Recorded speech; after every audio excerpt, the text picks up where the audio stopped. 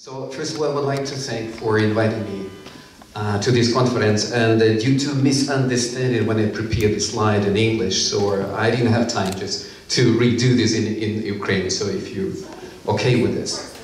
And I also would like just to share with you my initial topic title, which we changed definitely, but I'd like just to keep 2 points in this, as you see, topic. We have a poor Palens and the one Russian Jesuit, which I will tell you later about this point. I was interested in how Kуліш invented, let's put it like this, his biblical style, because I did research mostly on his translations of the Bible, and the book deals with the Bible. But I was recently, I just simply decided to look into the beginnings, because when you deal with the translation of the Bible, you still don't know the origin of this. And I found this origin, it seems to me, that today I will tell you exactly what is the source of his biblical style, how he came up with this idea and how he did it. And this is why I just tell you something about Василь Івашків's Sermons in the Little Russian Language, which was published, the first edition, in 1849, and the second one, which was edited and which appeared in 1857, although the censor mocked and signed it 1856. And definitely, based on these, I will not give you lots of this evidence, but just simply several facts, and you will yourself compare where he studied and how he studied. I was intrigued by one of the articles of my colleague Mikhail Moser, which was published in 2012, when he wrote that Grycholevich's sermons are clearly in Ukrainian, but they are not much closer to modern standard Ukrainian than many works by his Galician and Scarpathian contemporaries, whose language has traditionally been labeled as Yazychia.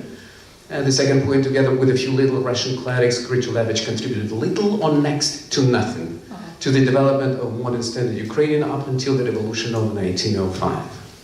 So I saw here, and I see here, two major, shortcomings. The first one, you cannot compare the language of Gricholevich with modern standard Ukrainian. It doesn't make any sense.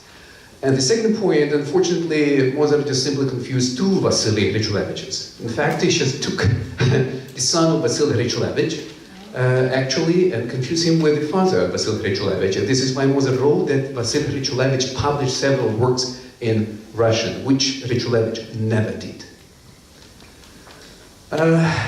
Speaking about this contribution, I have a couple of studies, and the latest one is forthcoming next year in Publishing's Festschrift, about the so-called Little Russian Triad. I call them Triad because we have wonderful three contributors to the standardization or normalization of Ukrainian, literary Ukrainian. They are Vasily Grycholevich, and I'll speak about him today, Stefan Opatovich, my favorite author, who's from Berlin, and Ioan Babchenko, although he's from Kharkiv. I would, as I told you, prefer Opatovich, because that's just simply something like Kуліш, but they did it simultaneously, perhaps, the same work in parallel.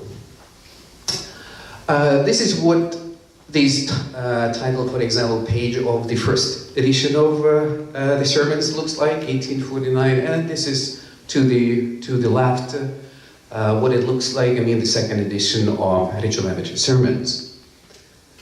Why, for example, I took these Grycholevich's sermons? Because they were completely re-edited and reworked by Kуліш. The first edition was very interesting, but on the occasion of the 30th anniversary of the first publication, it seems to me, of Grycholevich's sermons, Lototsky published a wonderful article in the Kievska Starowina, and he in particular wrote that the language that's like a common vernacular, which was used by him, and Grycholevich used Slavic expressions, which became part of the vernacular already. And what's very interesting also, Grycholevich's sermons were written in plain Little Russian, with some specific particularities of the Podolia dialect, which was basically the major shortcoming in the language of Grycholevich.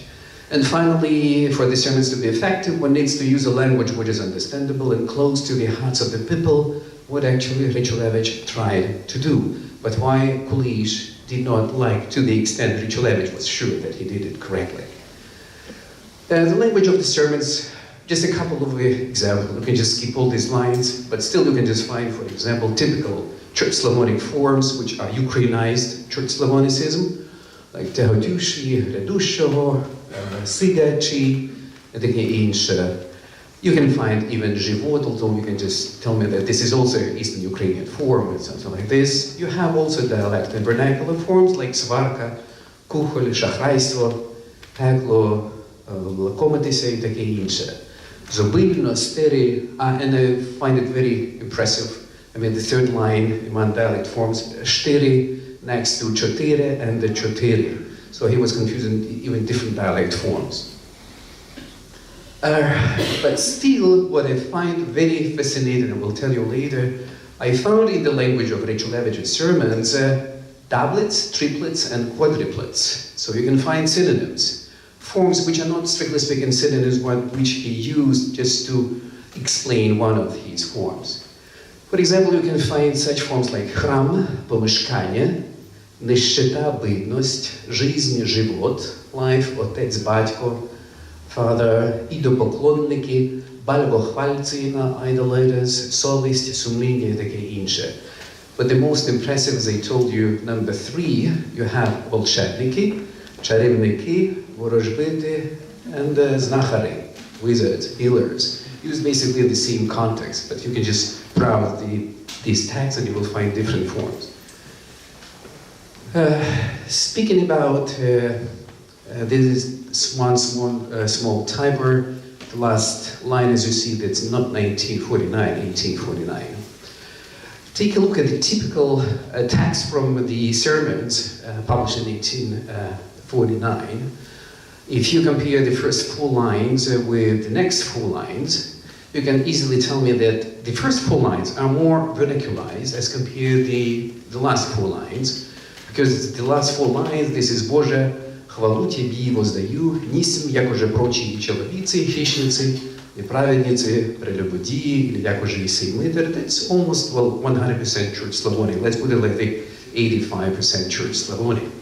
The question is, why you write the first 4 lines in vernacular, and then you switch to Old Church Slavonic? He did it automatically, because that's just something which goes back to Ivan Vyshinsky when he told that we are Ukrainians, we are the foolish fools, because we don't speak Church Slavonic. We don't know Church Slavonic already. We forgot it. So how you can help your, for example, parishioners? You should explain it. But the question is, why he put this explanation before the Church Slavonic, not vice versa? What happened to the second edition? You can find several letters by Kуліш in which he explained his idea why he decided just to rework and work on this new edition of the sermons. This is an excerpt from the first letter. We have Rečulevich's sermons published, and here we have it in poor Polans, even more so in the Podolian dialect. I have corrected this book very well. Rečulevich, he means son, not as Mozart's idea. Allows me to do whatever I want to do with them. If we publish them and launch them for the second time in Ukraine, that would furnish a great benevolence for the Christian people. And then he admitted that he substantially revised the whole collection. And if I'm not mistaken, he even in another letter wrote that you can just find new sermons starting with page 100. So if you have the second edition, it's approximately 180 or 90 pages, starting with page 100. Everything is written by Kуліш. Introduction to the sermons is very similar to the introduction which was published in 1849, but with the exception of 2 interesting details. First of all, Kуліш claims that we adopted that Little Russian dialect, which is spoken by the majority of Little Russians, to be the Poltava-Chigrin dialect. That's not the Podolian dialect, that's Poltava-Chigrin dialect. That's how he called it, what he called it. This harmonious dialect does not have a sound, which we, the Little Russians, call the Remnant writing, and then he explains the differences between the sounds U and E in Ukrainian, and how you deal it when you use this Yarishka and using Russian letters for this.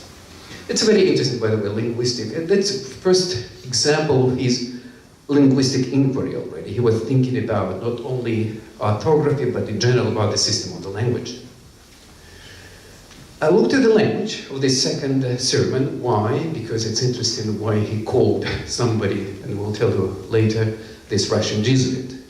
So you can find a minimum Church Slavonicism, basically, in this edition. Some of them are quite, well, interesting, and you can find them in some other texts of this period, like Drevo, Skverna, Istino. You have Odnovlenie, Blahovolenie, who, that's definitely part already of the Ukrainian language in the 19th century. Some bookish forms, you have dialect and vernacular forms, you have Hata, Hatina, Shop, Koksamit, Ralec, Dar, Skarbonia, you have some Uchenit, Bitnitsa, and таке інше. The first Kulishism, I call them Kulishism, which was used, it seems to me, for the first time by Kulish, that's the form reche, which he used in the present tense. It means not the aorist, which meant I spoke, I told. No, it means I am speaking, I speak, or he speaks and she says. And a small number of Polish borrowings also you can just find in this text. And this is a typical, I just was browsing and I took, by the way, the first page, it seems to me, for all this, which is edited by Kуліш. So if you compare this text with that which I, well, showed you several slides before, basically it's not that much Slavonized already. Живучи на світі, усякий з вас на собі, або на людях дознає, що скоро чоловік забагатів, або велику честь увійшов, зараз його згордиться. I like, by the way, the last three lines. Гордує багатий, або значний чоловік Богом і людьми, а чого гордує? Того, що гроші дають чоловікові розум, тільки не той, що від Бога. And then I compared the number of lines. It was interesting to what extent he edited this. And look at the text to the left, which is from 1849, and to what extent it was edited by Kуліш, and to what extent it was changed. So in the left hand box, you can just see these italics for Church Slavonic or some bookish forms. And to the right, you can see a few of them, not so many as compared, statistically, basically not so many, as you compare with the left-hand side. And this is it. So he cut it 50%, I guess. The first overreaction, and I like this overreaction. This is where this Russian Jesuit comes. It's from a letter written by Kуліш to Mikhailo Pavlik much later, when he just simply was speaking about this, his reflection about what happened. Because of my similarly second edition of the sermons, I broke up with the author's son, who is a pope like you, Ohanovsky, and a Russian Jesuit. Oh. That's the way of dealing with people. That was typical of Kуліш. He definitely broke with him. Perhaps that son who Mozart took for Василь Івашків, actually Василь Івашків, perhaps was not very happy with the edition, which was so different from the one which he wanted to reproduce with the help of Kуліш, of his father's publication. And in the letter to Sergei Aksakov, a wonderful priest and the most honest person, refers to this Russian Jesuit, but as you see, it was in 1858, and much later he was called by Kуліш a Russian Jesuit. And finally, the first reaction. So, Николай Микола Мицко, Русская беседа, just gave a very positive, wrote a very positive review of the second, actually, edition. What I find very fascinating, that's the first point. So the edition of 1849 by Hrečulevich was designed primarily for the commoners. The second edition, it's not only for the commoners, as you see, it's also for the class. That's common level, okay, but who are found at the higher level, they are commoners, but they are found at the higher level of intellectual capacity. Then the last, number 3, it's extremely interesting that, according to the reviewer, the language of sermons, in the second edition is marked by its typical faithfulness to the most commonly used and the purest dialect, which is elevated here to the level of artistry. Artistry, definitely, normalization, standardization of the language itself. if you just try to compare the language in the first edition and the second edition, I know that we can just simply minimize our, well, conclusions here, but still. Richlevich itself also used or proposed a multi-layered structure of the language. You have Church Slavonic forms, you have vernacular, you have lots of dialect elements. I would call it, using the term which was used for the first time by Ivan Harasevich, I would call this language the Ruthenian Church vernacular. Harasevich applied this term to the language which was used in Lviv when they opened teaching in the local language.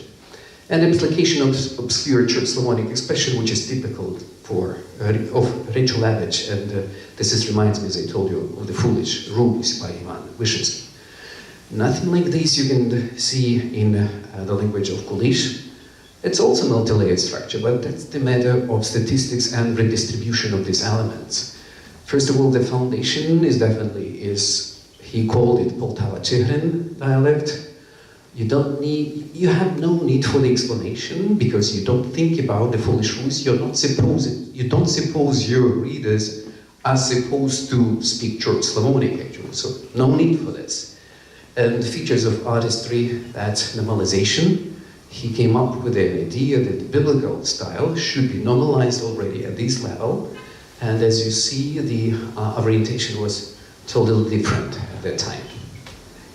So that's about the beginnings. And so interesting, it seems to me that you have ups and downs in his work when he used this biblical style and his translation of the Bible, but still he was consistently oriented toward this Poltava-Chigrin dialect, despite the fact that he could use different borrowings and bring in some other elements from other levels in the language system. Thank you very much.